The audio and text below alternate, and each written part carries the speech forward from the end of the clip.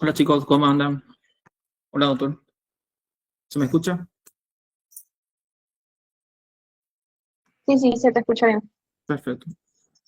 Bien, antes que nada quería agradecer al doctor por su predisposición, por haber aceptado esta invitación de parte de la federación. Cuando estuvimos hablando con los chicos sobre organizar esta actividad, sobre un tema que ahora se habla bastante, el primero que me ocurrió fue llamar al doctor, con quien tuve el privilegio de haber cursado la materia de pediatría. Bien, quiero agradecer al doctor, quiero agradecer a los chicos por la organización, a Sofía, a Alan, al comité de prensa por la difusión. Y bueno, esta es la primera actividad de la federación que vamos a estar encarando y van a hacer charlas constantemente, siempre sobre temas referentes a la salud pública, a la ciencia y siempre de temas que nos van a ayudar bastante a la formación. Doctor, muchas gracias. Sofía. Buenas tardes a todos. Queremos agradecerle por su presencia y participación. Es un gusto presentar al doctor Alejandro Macarrone, médico pediatra y neonatólogo con una amplia trayectoria tanto en la práctica clínica como en la formación académica. Actualmente se desempeña como subjefe del servicio de neonatología del Hospital Provincial del Centenario de la ciudad de Rosario y en el ámbito universitario es profesor adjunto de la primera cátedra de pediatría de la Universidad Nacional de Rosario, participando activamente en la formación de estudiantes y profesionales de la salud. Además, integra el grupo de trabajo de seguimiento CEFEM y es miembro fundador y subsecretario del Comité Científico de la Asociación Latinoamericana del Seguimiento Pediátrico y Neonatal, desde donde impulsa el trabajo científico y el abordaje interdisciplinario en el seguimiento pediátrico y neonatal.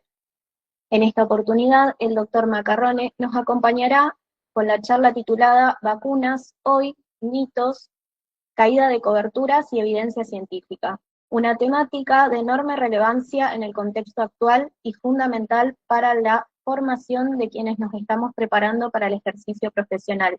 Me tomo un momento también para agradecer a la dirección del comité científico, Alan Sánchez y a Michael por organizar esta charla y traernos esta propuesta. Eh, También les agradecemos especialmente por compartir su tiempo, su experiencia y sus conocimientos con nosotros y le damos la bienvenida a la primera charla y a la federación. Eh, Doctor, muchas gracias, lo escuchamos. Bueno, no, el agradecido soy yo, la verdad que es importante, me parece que ustedes, que son estudiantes de todo lo que tiene que ver con salud, quieran formarse y con evidencia y tomar temas tan trascendentes como es el tema de las vacunas, ¿no? Y la verdad que, o sea, yo no soy especialista en vacunas, pero sí soy un alto estudioso, creo que es algo que todos tenemos que tener en cuenta al ser médico. Nos van a empezar a atravesar un montón de situaciones en las cuales nosotros, no solamente ser médicos, sino trabajar a nivel salud, un montón de situaciones que por ahí nosotros no somos expertos, pero sí vamos a tener que estudiar y nos vamos a tener que formar porque vamos a tener que hacerle frente a todo esto. Y bueno, dicho esto, les cuento que a mí este es un tema que me fascina y más que nada, como siempre, me fascina ver la historia de todo esto, dónde viene, cuál es la evidencia y por qué suceden las cosas que están sucediendo. ¿Eh? Eh, por otro lado, tengamos en cuenta lo siguiente, durante décadas las vacunas fueron vistas como un problema totalmente resuelto. Y hoy sabemos que no lo es, por eso hoy yo estoy acá. La OMS, por ejemplo, considera actualmente que la excitación vacunal, que después vamos a hablar bien de qué se trata, que es el retraso o rechazo de la vacunación pese a su disponibilidad, es como una de las 10 principales amenazas para la salud pública. Y no solamente salud pública, sino salud a nivel global. Y yo intento con esto transmitirles a ustedes, no busco convencerlos desde una opinión y tampoco desde el miedo, pero sí que analicemos datos, entendamos procesos y asumamos roles profesionales frente a una crisis que, si bien es silenciosa, pero es profundamente peligrosa. Entonces, a ver si avanza. Ah, bueno, y vamos también. Ahí está. Entonces, cuando yo planteé cuáles eran los objetivos que tenía como para darle esta charla, me planteé en 4 objetivos. Uno es revisar la situación actual de las coberturas vacunales. Y esto no solamente a nivel país, sino a nivel nacional, o sea, no solo del país, sino a nivel mundial. Y los datos que ustedes van a escuchar acá, yo los obtuve directamente de OMS, UNICEF y del Ministerio de Salud de la Nación. Lo segundo, tratar de comprender o inclusive analizar cuáles son las causas de la caída de esta cobertura. Y yo creo que hay algo que tenemos que tener básico y pensar desde ya, que no podemos echarle la culpa a una sola causa, ¿no? Que esto es multifactorial y dentro de esa multifactoriedad interactúan un montón de actores, y entre ellos no solamente actores, sino el sistema de salud, el contexto social y la comunicación. Y lo otro es, me pareció interesante identificar mitos más frecuentes, entender por qué estos mitos persisten, e incluso ante evidencia que es abrumadora y en contra de lo que se está diciendo y se sigue distribuyendo. Y por cuarto, brindar herramientas que estén basadas en evidencia para aumentar la cobertura. O sea, ver cómo nosotros, de los distintos lugares que estamos, podemos tratar de que, o sea, que esto cambie más o menos un poco, ¿no? Bueno, entonces, si ustedes me plantean, yo que les dé un mensaje clave, yo le tengo que decir, como ya les dije anteriormente, que la caída de las coberturas vacunales es multifactorial y prevenible, pero también que las vacunas no fallaron. Lo que está fallando es nuestra capacidad de sostener sistemas de vacunaciones robustos y de comunicar ciencia en un contexto que está dominado por la desinformación. Aunque les parezca mentira, eso es lo que nos está pasando hoy. Y las vacunas sigue siendo una de las intervenciones con mayor relación beneficio-riesgo de toda la medicina. Ningún otro procedimiento preventivo, salvo el agua potable, salvó más vida a tan bajo costo. Y esto no lo digo yo, lo dice la Organización Mundial de la Salud. Ahora, si hablamos un poquito de la situación global, los datos más recientes de la OMS y de UNICEF nos muestran que la cobertura mundial de la DTP, que es la triple bacteriana celular, se encuentra alrededor del 84-85%.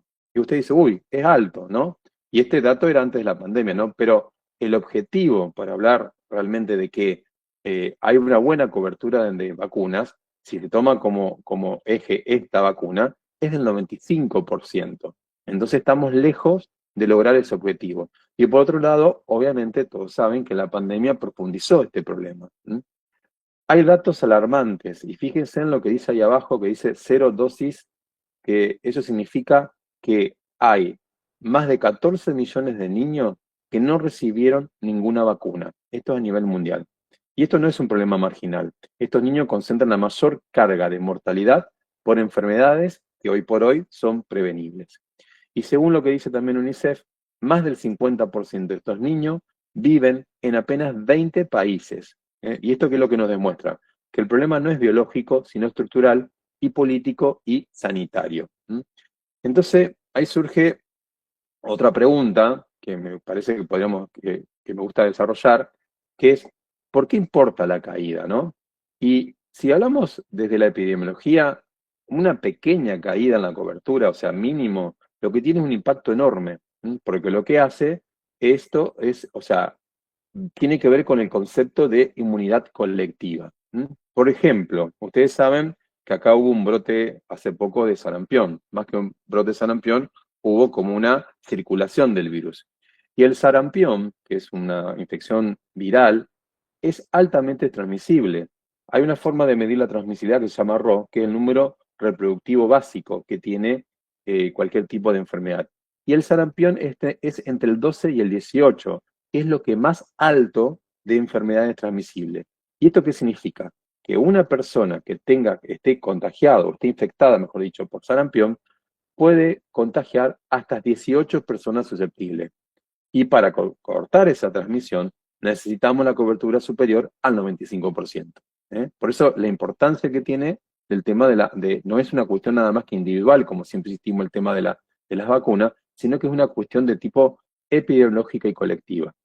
Y cuando bajamos ese porcentaje, como dijimos, tiene que ser por encima del 95, entre el 90 y el 85, no estamos un poco peor, pero estamos en riesgo de brotes inevitables.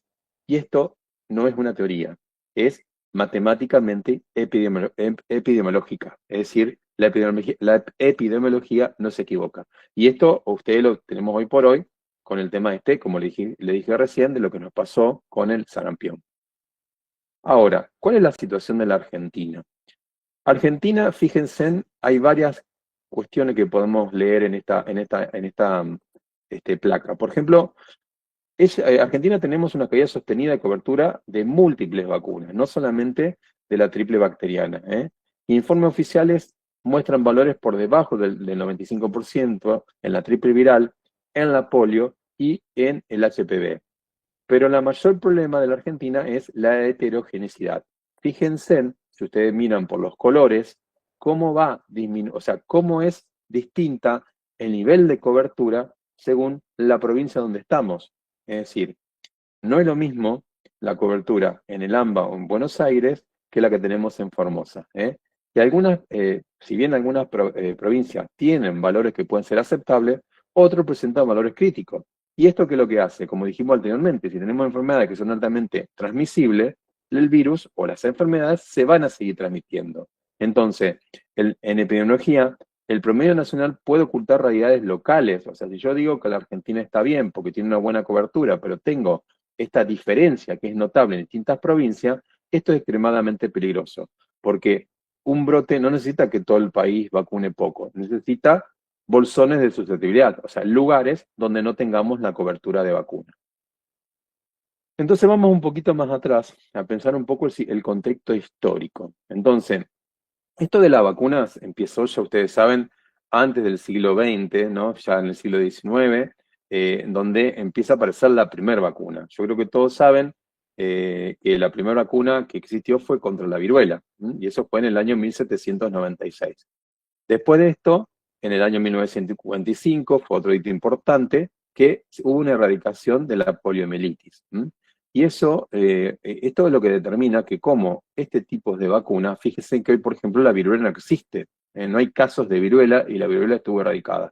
Y lo mismo pasa, lamentablemente, no lamentablemente, sino con la polio. Se está tratando de llegar a esto, pero lamentablemente todavía hay lugares que sigue habiendo brotes de poliomielitis, aunque nosotros en nuestro país no lo veamos. Lo que dice la OMS estima de que las vacunas previenen entre 4 a 5 millones de muertes por año. El problema es que este éxito genera una desconexión generacional. Por ejemplo, yo les pregunto a ustedes conocen la viruela? ¿Vieron un caso de viruela? Yo tampoco lo vi. Y esto es lo que pasa con la polio. ¿Ustedes vieron alguna vez un caso de polio? No, yo tampoco lo vi. Y eso que tengo generacionalmente mucho más años que ustedes. Y esto es lo que genera de que, como muchas personas no vieron enfermedades que hoy ya están prevenidas y que inclusive desaparecieron, no perciben ese riesgo de la enfermedad. Y entonces el foco se va a desplazar al otro riesgo, el riesgo que percibe la colocación de la vacuna. Entonces, cuando hablamos de que las causas de por qué tenemos disminución de la cantidad de vacunas o las personas vacunadas, esto es otro ejemplo de que esto es multifactorial. No le podemos echar la culpa solamente a una persona, porque lo primero que se nos ocurre, hablamos de los antivacunas, y no es solamente de los antivacunas. Igual tienen su tema que ya vamos a hablar también. ¿Y qué es lo que cambió en el último tiempo? Porque dijimos que en el último tiempo hubo una disminución notable de las vacunas. Y yo creo que ustedes también, esto sí lo vivieron, lo que fue la pandemia de COVID. En realidad la pandemia de COVID no creó los movimientos antivacunas, ni tampoco creó la disminución de la cobertura en vacuna, pero sí lo aceleró.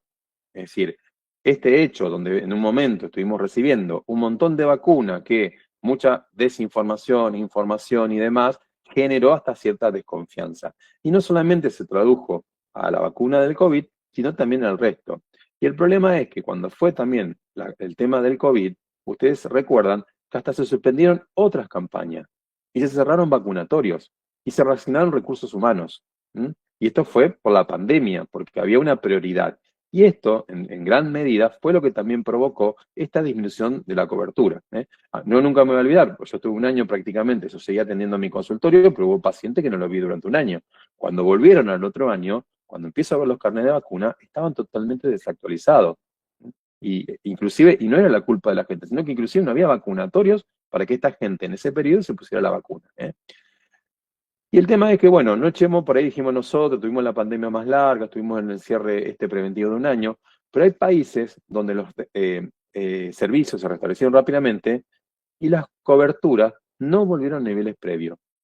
Entonces, esto indica que el impacto fue más profundo, erosionó la confianza y la continuidad del cuidado. Y ni hablar que con todo esto hubo una crisis de confianza, y empezaron la desinformación, los rumores, lo que nos colocaron, que no sabemos, que la rusa, que esto y que lo otro, ¿no? Bien. Y si vamos profundizando un poquito más, si queremos hablar de la multifactoriedad, decimos que hay distintos determinantes de la baja cobertura. Y la evidencia muestra que la caída de cobertura siempre fue por múltiples determinantes. No tenemos que echar la culpa a alguien, a uno solo, pero el sistema tuvo que ver y tiene que ver. Si yo tengo un vacunatorio que durante la pandemia no existió o tuvo horario restringido o cuando volvió siguió con esos horarios restringidos, obviamente que no tengo accesibilidad a que las personas puedan llevar a la vacunación, ¿no? Y esto generó también el tema de falta de turnos. También hay factores sociales, que eso nos interpela a todos, como la pobreza, la información laboral, o la pérdida del transporte, o la deficiencia con respecto al transporte. Y lo otro son los factores comunicacionales. La información confusa o contradictoria, esto lo que hace es que si nosotros reducimos a todo el antivacunismo, es un error analítico y estratégico. No vamos a poder volver esto para atrás. Bueno, yo le había dicho algo de la excitación vacunal, que la excitación vacunal es lo que la OMS define como el retraso o rechazo de la vacunación, pese a su disponibilidad. Acá no estamos hablando que no hubo vacuna ni que cerraron vacunatorio, sino lo que está pasando ahora, que ahora tenemos disponibilidad de vacunas y que no se pone.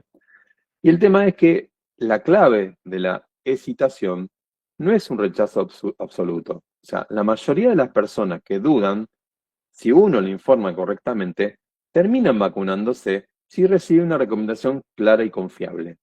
O sea, esta gente no es que no se quiere vacunar o que está en contra de la vacuna, sino que tiene todo este ruido mediático, social, de los medios y demás, y hace que tomen este tipo de postura, ¿no?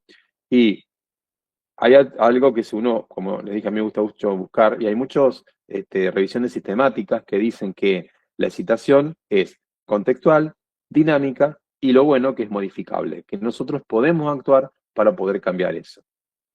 ¿Y cómo podemos actuar? Entonces tenemos lo que se llama el modelo de las 3C.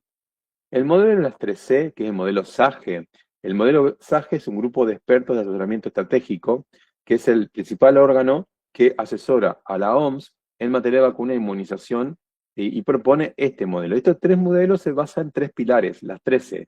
La primera es confianza, la segunda es complacencia y la tercera es conveniencia. Confianza es dar seguridad, eficacia y las instituciones que también tienen que dar confianza. La complacencia, tenemos que bajar la percepción del riesgo de enfermedad, es decir, que, no que tenemos que bajar, hay baja percepción de riesgo de la enfermedad.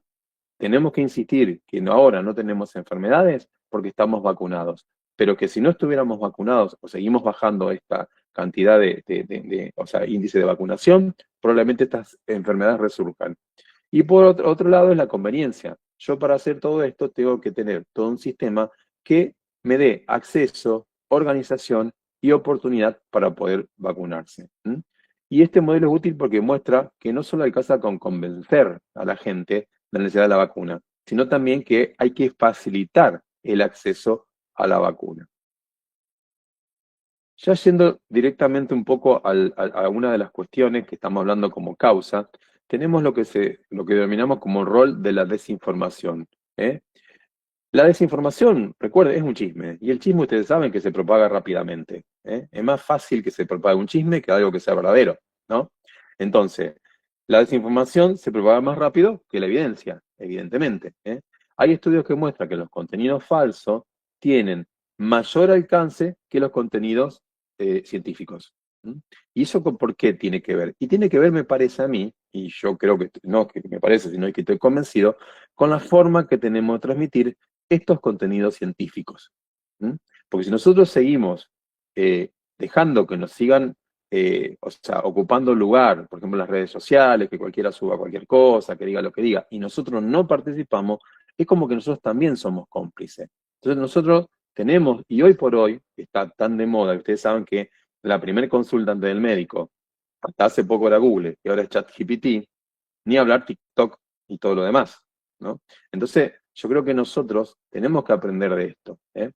Y, o sea, y otra cosa es por qué la desinformación tiene éxito. Porque la información siempre apela a emociones primarias. Por ejemplo, miedo a lo que me va a pasar, indignación, porque hubo tal cosa y demás, o se enriquecieron con la vacuna, es un negocio que hay atrás, que siempre están las teorías conspirativas, o sospecha de qué es lo que me están poniendo. Y hay un estudio publicado de una revista científica que habla que la exposición a desinformación reduce significativamente la intervención de vacunarse. Por eso es importante informar, chicos, pero lo que nosotros tenemos que cambiar es la manera de informar. Porque si seguimos informando como siempre, con revistas científicas más, que está bueno porque eso es fundamental y son las herramientas que nosotros como médicos nos sirven, hay otro mundo que es el que accede la gente, que es la que está llegando. Y yo creo que eso es una responsabilidad de todos nosotros. Y ahora hablemos un poquito de estos movimientos antivacunas. Y los movimientos antivacunas no son nuevos, chicos. O sea, yo les dije recién que en el año 1700 apareció la primera vacuna que fue la de la viruela. No sé si ustedes tienen idea que la vacuna de la viruela se sacó, en realidad, de una cepa de la viruela de las vacas. Entonces, ya si ustedes buscan por internet y lo van a encontrar, en esa época cuando apareció esta vacuna, hubo antivacunas que decía que la gente que se inyectaba esa vacuna se iba a convertir en vaca. Y hay dibujos. O sea, y eran antivacunas. Entonces, y siempre que aparece una nueva vacuna, siempre va a aparecer resistencia, porque el miedo a lo novedoso.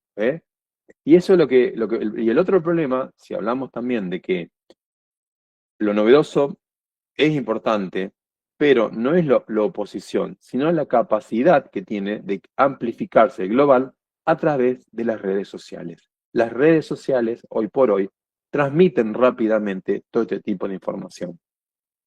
Ustedes son de la era del Internet.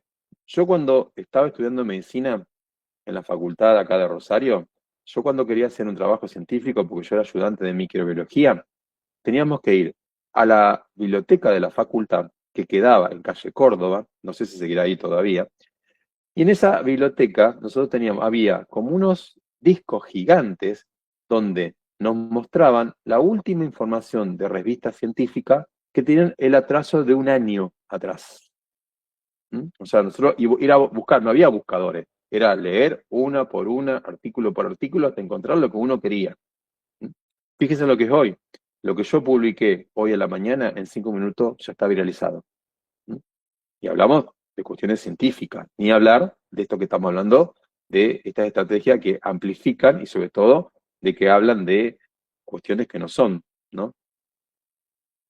Entonces, ¿qué estrategias antivacunas hay frecuentemente? Y hay algo que ellos utilizan mucho, que es una técnica que se llama el cherry picking de datos. El cherry picking de datos es una terminología en inglés que significa selección de una fruta, no me sale el nombre de la fruta ahora. ¿Qué hace? En un cajón separa, muestra solamente las frutas lindas y no muestra las frutas podridas. Entonces, ¿qué pasa? Cuando yo pongo una información, esa información que ellos utilizan tiene parte de la verdad, no es inventada, pero está tomada de tal manera, o está interpretada de tal manera, que deja todo lo otro que refutaría lo que yo estoy diciendo. Y lo otro que hace es que estas informaciones de tipo testimonial, emocional, hablan de falsa equivalencia de riesgo y teorías conspirativas. Hay dos hitos fundamentales de los antivacunas. Uno es un caso Wickenfeld, no sé si alguna vez lo sintieron nombrar, que fue en el año 1997 o 98, en el cual un médico, me parece que en inglés, publicó en el Lancet un artículo donde decía, en base a 12 chicos que él había estudiado, que la vacuna triple viral generaba autismo.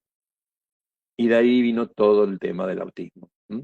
Resulta que posteriormente se descubrió que ese artículo, o sea, estaba mal hecho, que en realidad había ciertos intereses, porque Whitefield quería patentar otra vacuna, en ese caso que él quería patentar en lugar de la triple viral, y que en realidad esos 12 chicos que él estudió y que tenían esta enfermedad, en realidad estos chicos ya tenían diagnóstico previo. ¿Mm? Pero la difusión de haber estado, hoy por hoy decir que esté publicado en el Lancet, eso significa como hoy ponerlo un video que se viraliza por YouTube o por cualquiera de las redes sociales que nosotros queramos. Y hasta el día de hoy tienen este tipo de problemas. Y otra cosa que es importante, cuando uno habla desde la comunicación, o sea, si yo quiero revertir esto, yo para combatir la desinformación tengo que ir entendiendo cómo piensan y por qué se convencen de todo esto. Y esto tiene que ver como lo que dijimos, por el tema de que lo que es falso vende más, lo que es falso llega más y lo que da miedo llega más. Ahora, ¿qué pasó con esto que hizo este señor, no? El impacto real, muestra que hay una clara correlación entre exposición a desinformación y menor aceptación de las vacunas. Esto quiere decir que en contexto de confianza, en contextos donde la confianza cae, aumenta los retrasos y lo esquema incompleto, lo que facilita los brotes locales. Y eso es simplemente no por no ponerme la vacuna, sino simplemente por retrasar el tema de la colocación. ¿Y qué es lo que funcionaría como para aumentar la cobertura? ¿Qué herramienta podríamos tener? Y esto no es que lo digo yo, ni se me interesa ni más, sino hay que revisiones del Cochrane y metaanálisis que le dice que no hay un intervencionismo comunicativo milagroso, pero sí que hay estrategias que tienen que ser combinadas, como por ejemplo, como ya hablamos antes, acceso que facilita la entrada, o sea, llegar al lugar donde se vacunan los chicos o las personas, recordatorios de que tal persona le falta tal vacuna, o sea, que le llegue de alguna manera. Hoy tenemos un montón de aplicaciones, chicos, que se pueden llegar a realizar. Seguimiento activo, sobre todo de grupos que sabemos que tienen poca cobertura de vacuna y no perder las oportunidades y seguirlo para que se vacunen. Y comunicación clara y sobre todo a nivel del profesional. ¿Y cuál es el rol que tenemos nosotros como profesionales? Tenga en cuenta que el predictor más fuerte de la vacunación sigue siendo, aunque le parezca mentira, la recomendación del profesional de salud. Entonces, yo le voy a decir algo. A mí me duele tanto escuchar que algún profesional hable mal de las vacunas, o que diga que las vacunas no sirven, o que empiece con este tipo de cosas, pero lamentablemente existe. Entonces, viene siempre lo mismo. Pero tal doctor me recomendó. Y la verdad que no, yo considero que es una cuestión antiética, por todo esto que estamos hablando hasta ahora. Y la otra cosa que hay, estos metaanálisis mostró que cuando el profesional recomienda activamente, la probabilidad de vacunación aumenta entre 2 y 3 veces. O sea, yo no obligo a que te vacunes, yo te tengo que dar todas las herramientas, toda la información para que vos estés seguro y tengas confianza de que la vacuna te va a servir. Y algo que me pareció interesante, que lo puse en esta placa, el silencio también comunica. Que yo me quede callado ante una situación en la cual vea esto que no me voy a vacunar, o que genere esto de que la vacuna genera esto, que genera lo otro y demás, también eso comunica. Y eso socava las necesidades que vamos a tener nosotros también de vacunación. ¿Y cómo recomendamos las vacunas? El enfoque presuntivo es el más efectivo. O sea, yo no puedo decir un mensaje ambiguo o duditativo. Por ejemplo, no sé si hoy te vas a vacunar, ¿qué te parece que te vacunes? No, es hora de vacunarte, te toca la vacuna. Y aunque le parezca mentira, parece de forma imperativa, por eso está probado que sirve. Y sobre todo, no decir en forma imperativa porque no le estoy imponiendo algo, sino informándole que por qué le toca. A mí un enganche muy interesante, vieron que, como saben que yo soy pediatra, uno de los mayores problemas que tengo por ahí las vacunas a los 11 años, que ya el chico es adolescente, que vienen con todo el tema. Entonces, es fácil. Cuando vienen los 11 años, generalmente tienen el viaje de sexto, o posteriormente tienen el viaje de séptimo. Y lo que le piden es la vacuna antitetánica. Entonces yo le digo, si vos no te pones la vacuna, y entre ellos está la antitetánica, te puedes agarrar un tétano. Y si te agarras un tétano va a ser mi responsabilidad. Por lo tanto, yo no te voy a firmar tu papel para que vos puedas viajar hasta que vos no te vacunes. Y ahí logro que se vacune. ¿Mm? Pero bueno, es un trabajo que uno ya lo va aprendiendo con los años, ¿eh? No es que también uno tiene la responsabilidad, yo como médico, profesional de salud o cualquiera de ustedes, que certifique que una vacuna está puesta cuando no lo está, eso también es una cuestión delictiva. Después vamos a ver el tema de lo que dicen las leyes también con respecto a eso. Y hay otro que es importante que dice, ¿qué no tengo que hacer? Y esto es importante, yo no tengo que confrontar, ni ridiculizar o minimizar los miedos que tienen las personas, ¿no? Yo tengo que entender por qué tiene esos miedos. Y lo que tengo que hacer es tratar no de convencer, sino con fundamentos y criterios que se den cuenta que esos miedos no son, o sea, lo tan importantes y que eso va a hacer que cambie de idea, ¿eh? Y entonces siempre recuerden ustedes que la comunicación efectiva combina empatía con claridad profesional. Yo tengo que tener un discurso claro y explicarle el por qué, y por qué hay que hacerlo y cuál es el beneficio que va a tener.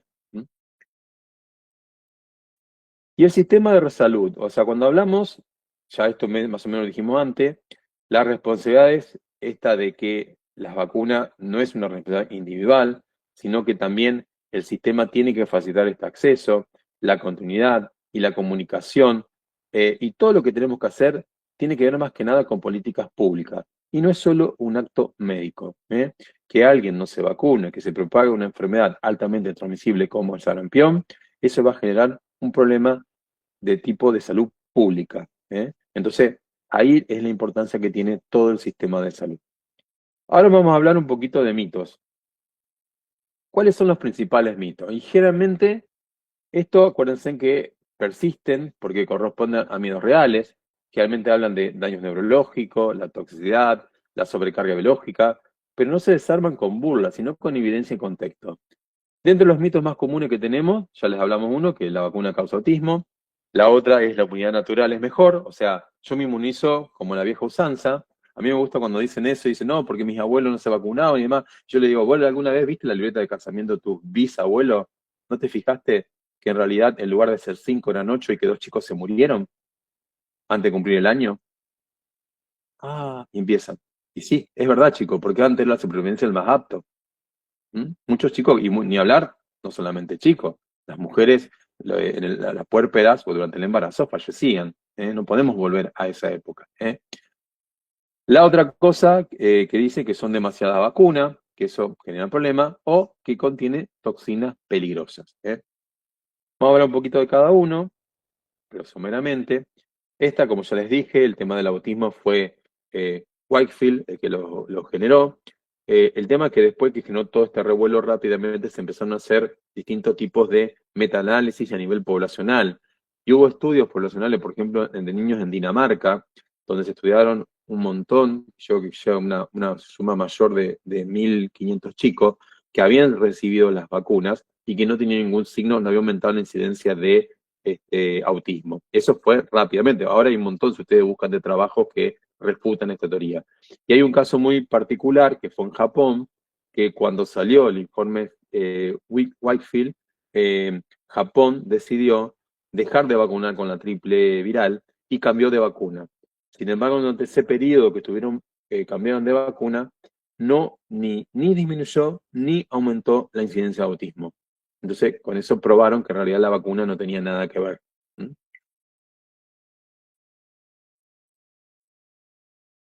La otra cosa que nos dicen, mejor, como dijimos, la inmunidad natural. ¿Qué es la inmunidad natural? Que implica enfermarse. Entonces, si yo me enfermo, genero la inmunidad y no me vuelvo a enfermar. El tema es que la inmunidad natural puede generar hospitalización, o sea, que yo me enferme de esto, hospitalización, que es un gasto de salud, secuela y contagio. El caso más común es el sarampión. El sarampión no es tan, o sea, poco nocivo. Generalmente es una enfermedad exantemática que tiene una evolución entre 7 y 10 días, pero puede dar neumonía, encefalitis y muerte. Y esto se da sobre todo en pacientes que no están vacunados. Y la enfermedad, o sea, la vacuna en realidad va a prevenir la enfermedad sin ese costo biológico, es decir, sin tener la complicación que pueden llegar a tener por padecer la enfermedad. los que hablan de demasiadas vacunas. Tengamos en cuenta que el sistema inmune tiene una alta capacidad de respuesta. Y fíjense en lo que el dibujo que yo les mostré acá, que si uno tiene en cuenta la carga antigénica que tienen las vacunas actualmente, es mucho menor de la que se ponía anteriormente. O sea, hay vacunas que contienen menos antígenos que hace 30 años. Pero igual, el sistema inmune humano puede soportar miles de antígenos en forma simultánea y no va a generar ninguna caída de anticuerpo ni va a generar ningún tipo de problema inmunológico. El otro problema, los componentes de las vacunas que tenemos en cuenta. Cuando hablan de que estas vacunas tienen distintos tipos de componentes, y entre ellos viene que hablan de las sales de aluminio. Las sales de aluminio en realidad sí tienen las vacunas, pero es o sea, es un conservante, lo usan como conservante, está ampliamente estudiado. Pero el aluminio en las vacunas está en cantidades menores, inclusive en las que nosotros ingerimos por los alimentos en forma natural, o por la que dijimos en el agua. Es decir, nunca van a llegar a ser dosis tóxicas. Y esto es lo que habla de que son dosis mínimas y seguras. Y todo lo que tiene la vacuna en realidad está ampliamente probado y está ampliamente catalogado y estudiado con el tiempo de que dicen de que no generan ningún tipo de problema. Otra cosa es evento adverso si hubiera en vacuna. Bueno, tengamos en cuenta lo siguiente. Yo creo que en esta diapositiva es muy importante porque yo tampoco puedo negar que las vacunas pueden generar algo, porque es un compuesto biológico. Por eso, primero tenemos que tener en claro a veces tres conceptos que muchas veces se mezclan incluso dentro del ámbito de la salud. Una reacción esperada, por ejemplo, en una vacuna, es algo que sabemos que puede ocurrir y que está descrito en los ensayos clínicos. Y en la práctica, por ejemplo, dolor en el sitio de aplicación, fiebre leve, malestar general. Y esto no es un problema de seguridad, es parte de la respuesta inmunológica. Ahora, un efecto adverso es cualquier situación clínica que ocurre después de una vacuna, pero que todavía no sabemos si está causada por la vacuna. Por lo tanto, es un efecto que aún no se tiene que estudiar. Y un evento coincidente es algo que ocurre después de la vacunación, pero que no tiene relación causal. Es decir, típico, yo me puse la vacuna antigripal y al otro día tuve gripe. No es por la vacuna. Estabas incubando gripe, o estuviste en contacto, o le llamás gripe a cualquier resfrío. Y por ejemplo, bueno, estaba el ejemplo que decía, desarrollar una infección de tipo respiratoria. Esto no es la causa. Y esto es clave, nosotros que tenerlo en cuenta, porque la gran cantidad de los relatos antivacunas, por ejemplo, se basa en confundir temporalmente con la causalidad. Ahora, sabemos que las vacunas, o sea, no es que las vacunas se colocaron y nunca más se estudiaron, tiene una vigilancia real, Y tengamos en cuenta que para que una vacuna llegue hoy por hoy a ponerse en forma masiva, antes de aprobarse, pasa por distintas fases de ensayos clínicos. Recuerden que tenemos fase 1, fase 2, fase 3, con miles o decenas de miles de personas. Pero cuando una vez que termina esto, la vigilancia no va a terminar ahí. Empieza otra etapa que es la farmacovigilancia poblacional, que es la que se pone a nivel poblacional. Nos ha pasado en algunos casos, como por ejemplo, ¿se acuerdan de la vacuna del rotavirus? La vacuna del rotavirus, la primera vacuna del rotavirus, había pasado toda la fase y cuando llegó a la fase poblacional en Estados Unidos, se encontró que en los niños que se ponían la vacuna del rotavirus aumentaba la incidencia de invaginación intestinal. Y era un efecto que no se había encontrado cuando se había estado en toda la fase. Entonces la vacuna se sacó. Y esto es importante, porque el tema es que no se termina de estudiar, no se termina de analizar una vez que entra en el mercado, que entra la gente. Por eso, esto es evidencia y es contundencia. Los efectos adversos graves que tienen las vacunas son extremadamente raros. Si hablamos de frecuencia del orden de 1 a cientos de miles o 1 de millones de dosis, dependiendo de la vacuna. Comparemos, por ejemplo, el riesgo por enfermedad. Entonces ahí viene otro. ¿Cuál es el riesgo-beneficio? Por ejemplo, el sarampión puede causar neumonía en aproximadamente 1 de cada 20 chicos. Encefalitis en 1 de cada 1000. y muerte de 1 a 2 por cada 1000 casos en contextos de vulnerabilidad, o sea, que tengan alguna otra patología. Desde el punto de vista de medicina basada en la evidencia, el balance riesgo-beneficio es es mucho mayor y mucho más favorable a la vacuna. Porque piensen lo que hablamos. 1000 chicos pueden tener 1 encefalitis de 1000, y es mucho. En cambio, con la vacuna esto no pasa. Entonces, por eso es importante hablar de la seguridad de la vacuna, que no se basa solamente en fe, se basa en sistemas de vigilancia, en los datos poblacionales y en las revisaciones que son constantes. Por eso no tenemos que negar, como profesionales de salud, que las vacunas tienen efectos adversos. Las vacunas pueden tener efectos adversos, pero tenemos que explicar que si existen, que existen, mejor dicho, que son raros y que esto no es riesgo de vacunarse o mucho mayor que el de la vacuna. Bien. Bueno, y ahora un poquito el marco legal y ético de la vacunación. Hasta ahora hablamos de toda la parte de la biología, la epidemiología y la comunicación, pero la vacunación también tiene una dimensión legal y ética, y es fundamental sobre todo para los que vamos a ejercer cualquier, función al nivel de la salud. Desde el punto de vista ético, la vacunación se mueve en una tensión permanente entre dos principios, que es la autonomía individual y el bien común. Uno cuando habla de los principios de la ética, recuerda que uno de los principales es la autonomía.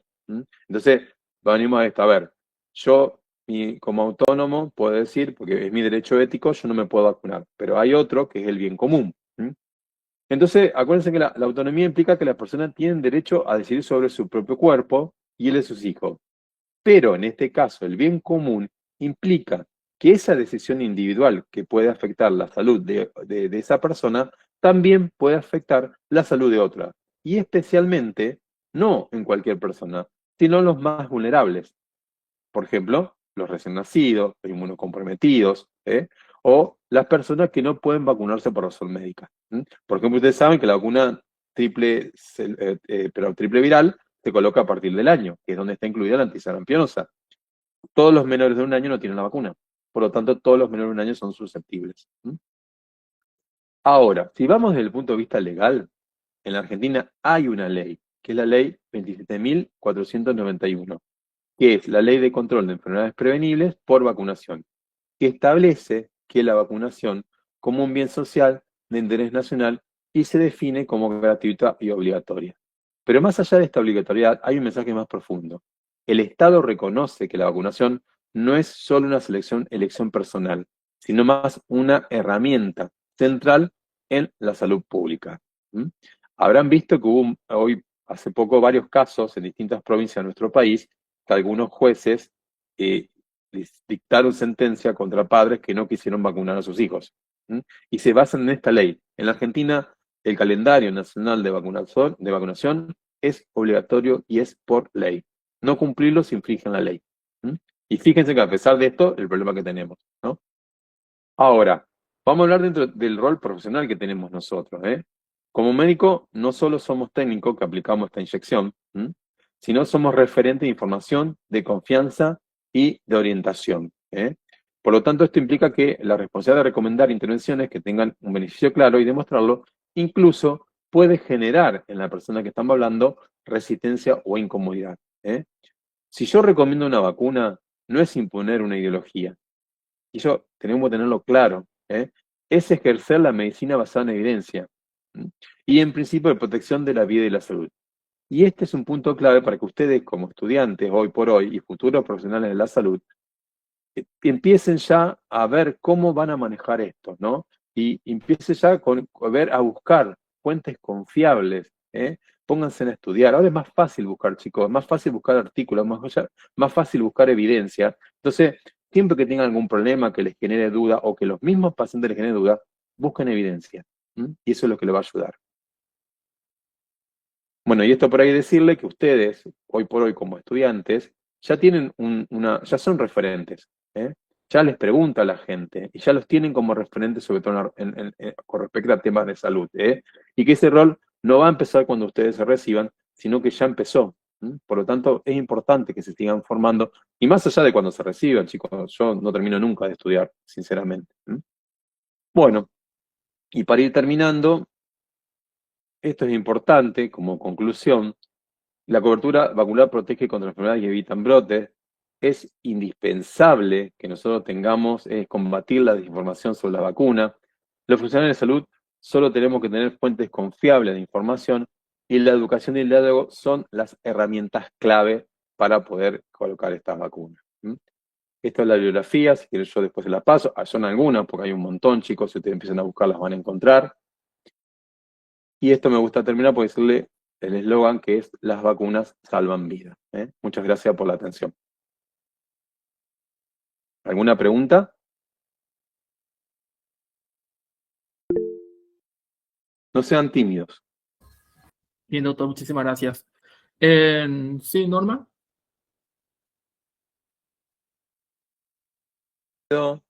Los apabullé, pobre. Es muy principio de año, enero. Sí, estamos todos. Y algunos no hemos tenido vacaciones todavía. Es feo, pero bueno. A mí No, me chicos, gustaría, sí. en principio, agradecer por, por esta disertación que la verdad fue súper interesante.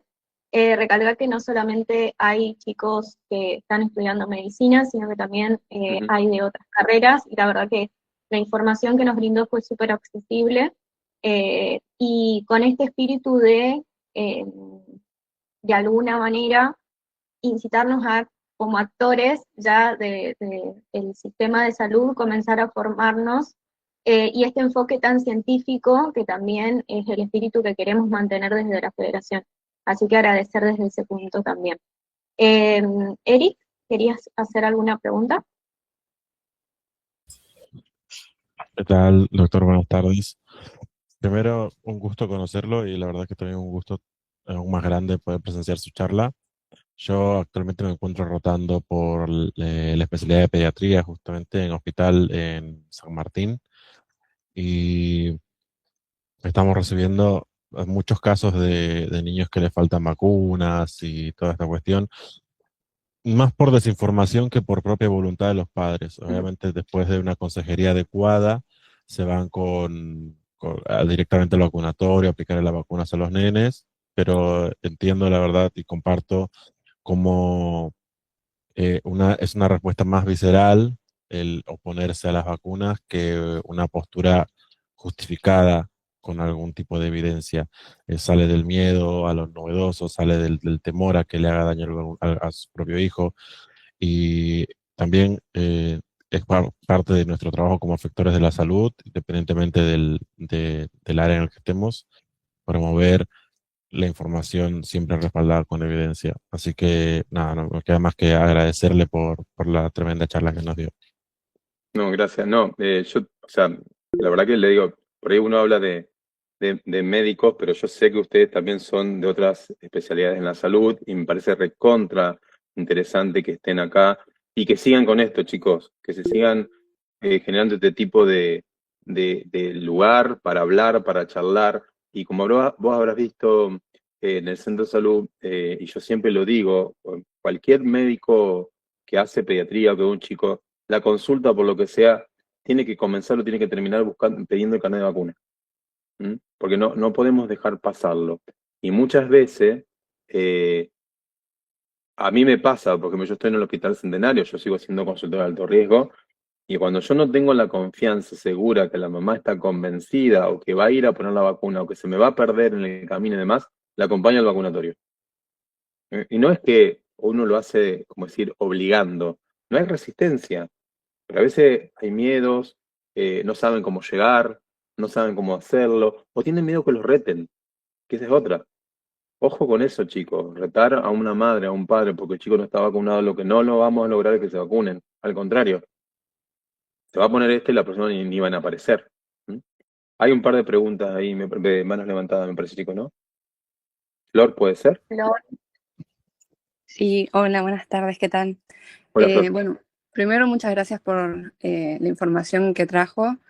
Yo soy estudiante de tercero de medicina y en la facultad he tenido clases de salud pública, se ha tocado el tema de vacunas, eh, pero más que nada el cronograma de los chicos y la parte teórica.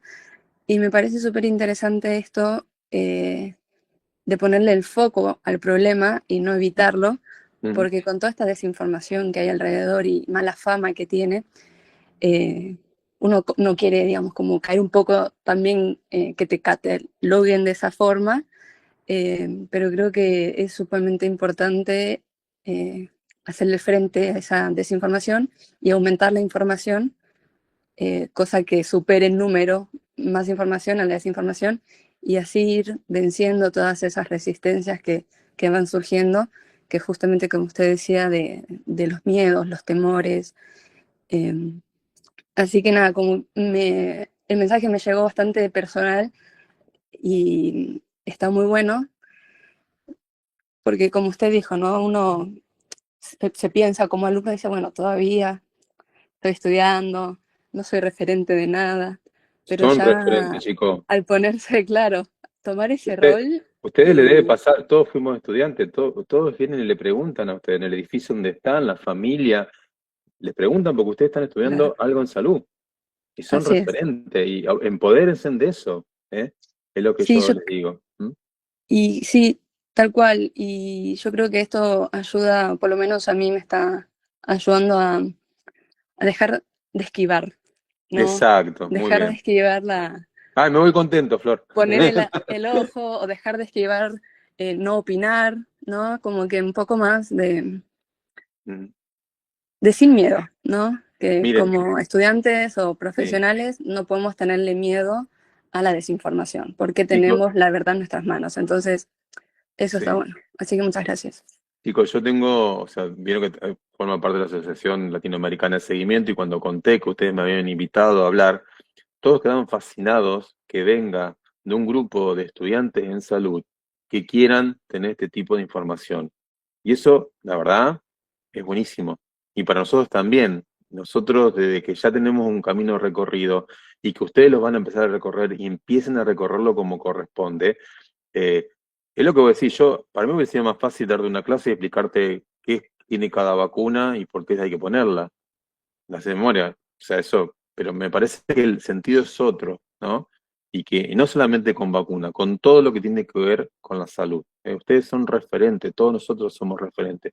Y no tenemos que dejar que avance la desinformación. Si ustedes ya desde las bases se empiezan a formar buscando evidencia, no llevándose por los chismes, lo que está, o sea, yo consumo TikTok, chicos, consumo Instagram, si quieren me pueden seguir, Pediatra de Macarrón, estoy, pero me encanta ver las burradas que suben. Y tengo un radar, inclusive hasta de gente que uno dice, wow, tenía como que, eh, tenía alguna forma, porque muchos hablan por hablar. El tema es que, bueno, no es enfrentar, pero sí decir, mirá, esto está mal, fíjate, te equivocaste, ojo, porque hay mucha gente que sigue y sigue la luz, parecen bichitos. Y bueno, ahí está. Acuérdense que en las redes sociales nadie filtra ni nada se fija qué es lo que se está subiendo.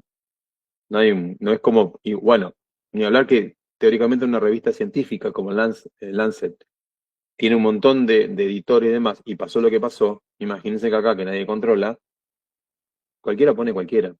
Entonces, a mí a veces hay cosas que me hacen ruido y hay cosas que yo por ahí no las sé y las investigo. Porque me hacen ruido, digo, ¿será sí? Y empiezo y encuentro a veces sí y muchas veces que no. Entonces, no pierdan eso de querer saber, de investigar, de buscar. Bien, hay un par de manos más, no sé quiénes están. Ceci, Cecilia. Sí, buenas, ¿qué tal, doctor? ¿Qué Muchas tal? gracias por la charla. En esto que vos decías de no amedrentar el consultorio ni nada a los padres, yo recuerdo una anécdota, yo hice trabajo voluntario en un centro de salud ribereño y ahí era súper importante siempre esto, no militar la vacunación y había un par de brotes de hantavirus, fiebre Mm, hemorrágica argentina, entonces era importante hablar siempre de la vacunación. Y recuerdo que el primer año que hicimos control del certificado escolar, mm, preescolar, que se hace antes que los niños vayan a la claro, escuela, el de 5. era el de 5, era el momento en el que la mayoría de las madres traían a los niños a completar el carnet, y recuerdo una anécdota puntual que me parece importante, traerla a colación, digamos, porque la enfermera que vacunaba en ese momento, digo, que retó a la madre de que, ay, mamá, ¿por qué no trajiste nunca? Esto está recontra atrasado, qué sé yo, qué sé cuándo. Y recuerdo que la mamá se puso a llorar Mm, porque no había tenido tiempo antes de haberla llevado a consultorio a terminar la vacunación. Era un centro de salud en el que no había pediatra hasta ese momento. ujú. Entonces, nada, como se dio toda esa situación y nada, lo recordé en el momento en el que vos dijiste esto, ¿no? De no retar, de acompañar, de que por ahí cuando viene de una manera verticalista, de parte de los que estamos en salud, por ahí siempre los padres terminan, ¿no? Como con ese miedo. Así Y que bueno, claro, nada, en lugar de atraerlos, los echamos. claro, los echamos y a lo Porque, mejor la Mara tuvo la predisposición, pero bueno, la mayoría de esas personas, es un poco el contexto social también y exacto. laboral, ¿viste? En la changa, diaristas, cobran por Ujú. día, entonces a lo mejor faltar un No día tenés para plata. llevarla es no Sí. tener plata y no Ujú. poner el plato sobre la mesa. Entonces Por por eso. ahí también muchas veces luchamos contra la desinformación y también un poco luchamos contra eso, ¿no? Contra ese problema verticalista que a Ten- veces hay desde adentro. Tenemos que cambiar nosotros el modelo médico hegemónico, chicos. O no médico, porque parece que somos los médicos. El modelo salud hegemónico. O sea, no somos dioses. Entonces, uno tiene que buscar la empatía y uno no sabe cómo está atravesada la gente. Y no hace falta ser sociólogo de saber hoy que nosotros acá en Rosario tenemos un montón de problemáticas, problemática del consumo, un montón de cosas que hacen que por ahí tengamos problemas mucho más graves. Entonces, yo creo que actuando de esa forma que actuó esa enfermera, es alejarlo, porque imagínate cómo va a ir, porque a mí me ha pasado, doctor, no voy al centro de salud, pues yo atiendo, hago alto riesgo, lo veo de vez en cuando, no lo veo siempre. Al centro de salud no voy porque me tratan mal. Bueno, vení, vamos acá y te llevo y te vacuno. Y yo, la vacunadora ya la tengo adiestrada, ya me conocen, y siempre entro, hablo con ella y le digo, miren, pasa esto, no le digan nada, no, ya saben, ¿viste? Pero es como, vamos a ver la forma de cómo podemos hacer para... Hay veces que hay esquemas recontra atrasados, chicos que tienen 3 años y recibieron la vacuna, la BCG y la hepatitis B y nunca más. Entonces ahí falla muchas cosas, chicos. ¿Dónde fue ese chico en este tiempo? ¿Dónde la atendieron? ¿En el centro de salud nunca verificaron que le faltaban las vacunas? Y si la verificaron, ¿qué hicieron para que, o sea, más allá de echarle, ay, la mamá no lo trajo? Ojo. Bien. ¿Quién más, chicos? Sofi, Sí, bueno, voy a leer algunos mensajes que le dejaron en el chat. Alan comenta que un placer escuchar su charla y recibir su experiencia, muchas gracias. Micaela, desde Santiago del Estero, nos comenta, muchas gracias doctor por su predisposición, muy interesante la charla y sumamente necesaria para nosotros los estudiantes de Ciencias de la Salud. Siempre es bueno recordar cuestiones básicas de inmunización que para nosotros resultan obvias o damos por sentado, muy útil para no olvidarnos de la importancia de brindar información sobre vacunas en cada ocasión que tengamos al estar en contacto con la comunidad.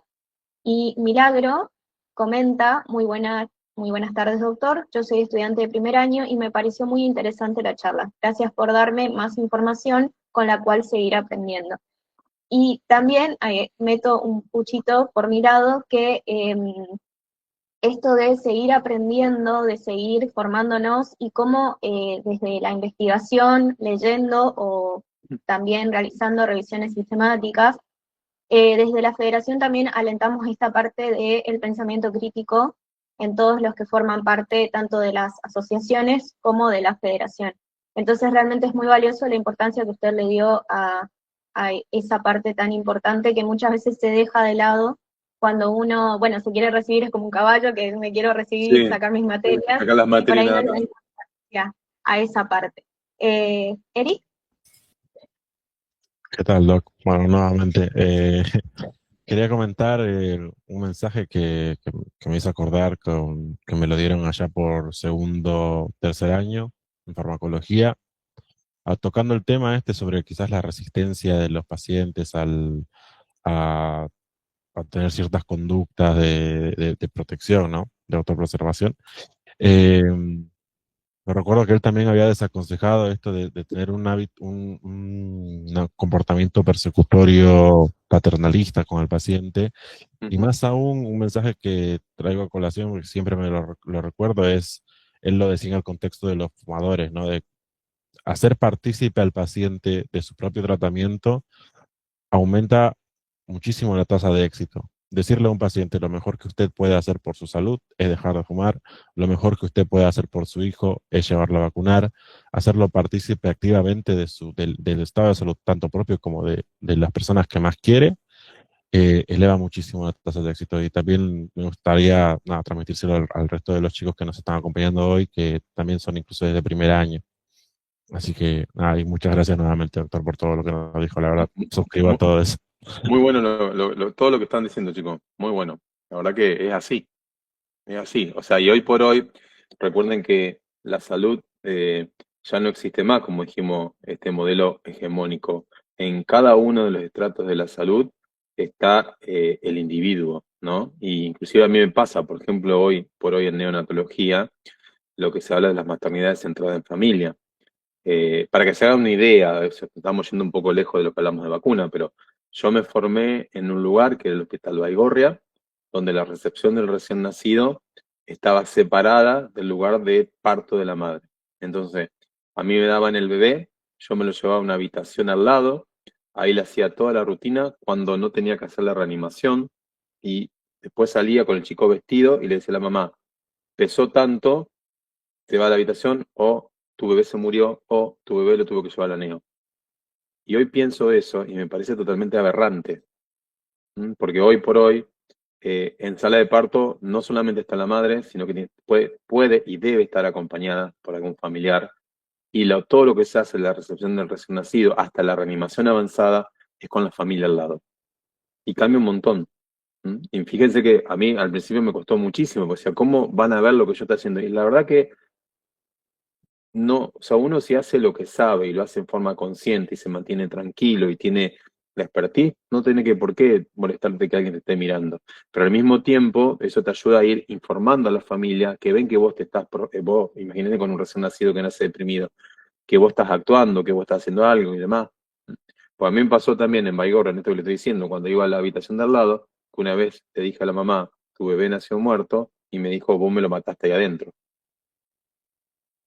Y tenía todo derecho de pensarlo. ¿Entienden? O sea, fíjense en cómo ha cambiado esto de que preguntarle al paciente que nos ayude a tomar las decisiones, que sea partícipe, ¿eh? Obviamente que hay cuestiones que todavía nosotros tenemos. A ver, nosotros no podemos imponer, pero sí tratar de convencer para que la persona se dé cuenta de cuál es el beneficio, ¿no? Ustedes saben hoy por hoy también que hasta el día de hoy, por ejemplo, el pedido del HIV es bajo consentimiento, ¿saben? Eso no cambió. Eso nos pasa un montón de veces de madres que vienen con bebés, o sea, embarazadas a tener a su hijo y que no tienen hecho un HIV.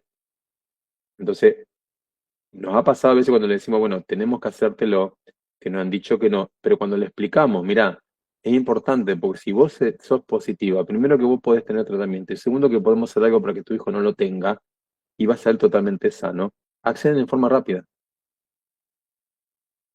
Entonces, ahí está, me parece, el tema, chicos, el tema de la comunicación. La comunicación, no ponernos en paternalista, tampoco ponernos en amigos, ni tampoco de igual a igual, pero mantener ese equilibrio y ser abiertos y no ser imperativos, y el beneficio es para el paciente, que es lo que todos queremos.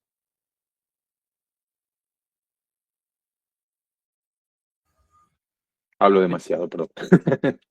Bien, chicos, ¿preguntas? Sí, vamos a ir cerrando. Ya, antes que nada. Sí, No, no Flor. es una pregunta. Perdón. Sí, Flor. Sí, no, no es una pregunta, sino más bien es un concuerdo con usted totalmente. Creo que, por ejemplo, yo que también soy paciente, me gusta, digamos, como que me eduque el médico que me está atendiendo, que me explique los procedimientos, porque me gusta saber qué es lo que se va a hacer y qué es lo que me está pasando, y eso ayuda un montón para uno tomar la mejor decisión sobre su salud. Y entonces creo que, digamos, educar al paciente trae grandes beneficios. Totalmente. Sí, sí, Así que, estoy de acuerdo, Flor. Bueno, chicos, cualquier cosa, cualquier consulta, estoy a disposición. Ya le dije que tengo redes sociales, pediatra Ale Macarrones, búsquenme en cualquiera estoy, si no, Michael tiene mi teléfono, pasáselo a los chicos, yo no tengo problema. Lo tienen todos los estudiantes de la Facultad de Medicina, así que Totalmente. no pasa nada. El doctor responde rápido. Sí, dentro de lo que pueda. Claro. Y no aflojen, sigan con esto, chicos, me parece recontra interesante. Me parece muy bueno lo que están haciendo, los felicito. Gracias, doctor. Antes que nada, chicos, pueden meter la cámara, hagamos una fotito. Los que puedan, por favor. Los que estén Para la presentables. choreada. Sí. Claro. Prende la Yo cámara. me peiné hoy, doctor, así que Claro. un gran... Yo un gran esfuerzo. tengo el auricular y eso me tapa un poco la pelada, ¿viste? Entonces estoy... Bien. Los que puedan, los que Oh, les gustaría participar, salir en las redes de FACE. Bien, bueno, a ver, a la cuenta de 3 voy a sacar la fotito. Así que mostramos los dientes a la 1, a las 2 y a las 3. Buenísimo. Buenísimo. Bien, Gracias, chicos, de esta chicos. manera estamos dando por finalizar la charla. Doctor, nuevamente muchísimas gracias por su predisposición, por su tiempo. Estamos muy contentos de contar con usted. Y nada, muchas gracias, doctor. Gracias a ustedes. Un abrazo, chicos. Nos vemos. Bien, Cuídense. chicos, que estén. Chau, chau. Gracias, hasta luego. Chao, Hasta gracias. luego.